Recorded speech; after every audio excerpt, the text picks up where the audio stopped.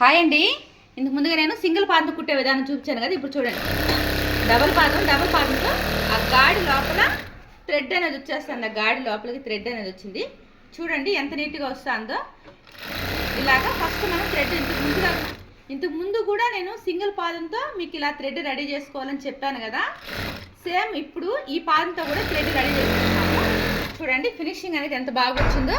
ఇదిగోండి చూడండి, నీట్గా వచ్చింది. ఆ సింగిల్ పాదం కన్నా కూడా ఇంకా నీట్గా వస్తుంది దీంతో.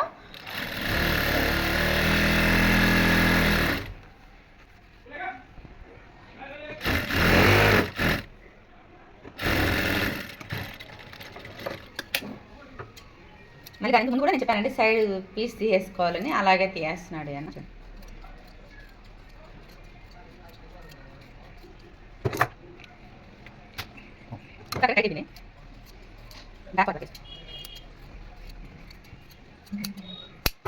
బ్యాక్ పార్ట్ వరకు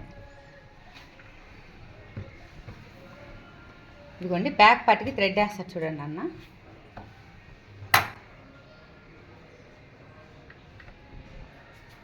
ఆ గాడి లోపలికి వదిలేసినాడు. ఫినిషింగ్ కూడా బాగుంటుందండి. సింగిల్ పాదం కూడా బాగుంటుంది. ఇది వచ్చి సపోర్టింగ్ రెండు సైడ్లు ఉండడం వల్ల సపోర్టింగ్ ఏర్పడుతుంది.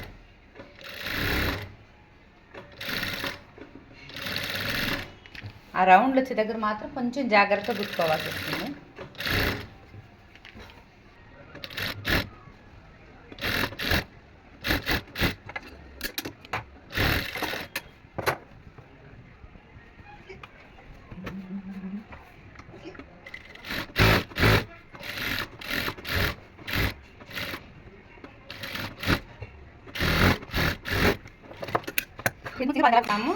అలాగే లైనింగ్ మెయిన్ అటాచ్ చేసుకున్నాం కదా.